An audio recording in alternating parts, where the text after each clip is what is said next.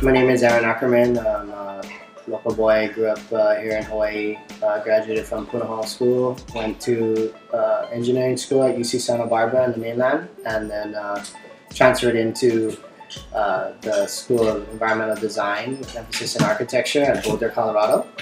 And I am a local architect here for Bowers+Kubota, and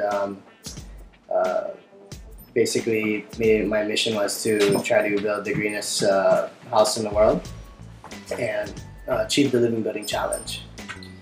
So the Living Building Challenge is a program that was created by the International Living Future Institute, and it is touted as the most stringent green building program in the world by today's standards, and it is essentially a regenerative building design concept, which is all net zero. So the building operates net zero for energy, water, wastewater, waste generation, and waste management, and then living buildings also generate food through urban agriculture programs. None of the materials used in a living building can have toxic chemicals in their makeup. And then the products are appropriately sourced with limits on travel radiuses allowed, and basically an accountability of the carbon footprint associated with construction and building buildings. And then there's some other qualitative elements to living buildings, such as biophilia, that is creating spaces that are inspired by nature, and then things like beauty and equity, and other aspects that are a little harder to measure but that are important nonetheless in architecture and in today's world. So, you know, we've done a lot to the earth that has had negative impacts. The human race has left a huge footprint, and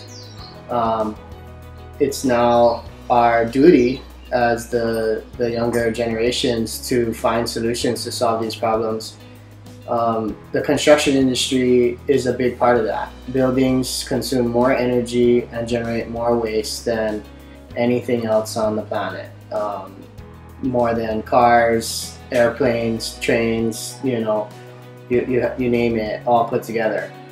So with buildings, we can solve these problems, and I just saw this as an opportunity to make a statement.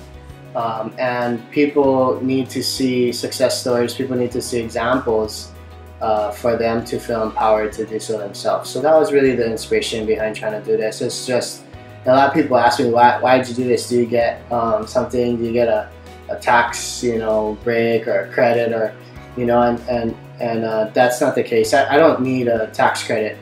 For me, I just get to be a part of the solution versus being a part of the problem, and I think that's enough. And if everybody sort of took that approach, I think that we would be able to solve this as a human race.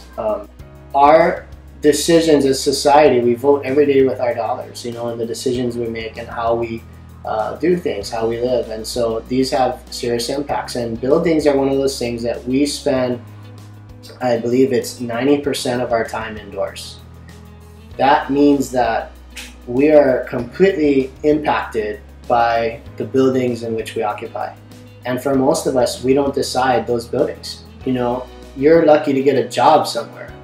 The building they give you is the vessel you live in. I mean, you're not gonna not work there because you don't like their building. You know, the school you get sent to, the building that your teacher puts you in is the building you're going to be in. You know, we just inherit these things. And so it's architects who make those calls. It's architects who give us those buildings.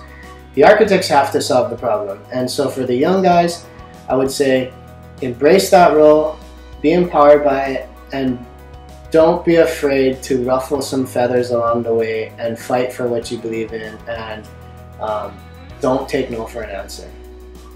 Do what needs to be done because no one else is going to do it. It's our responsibility.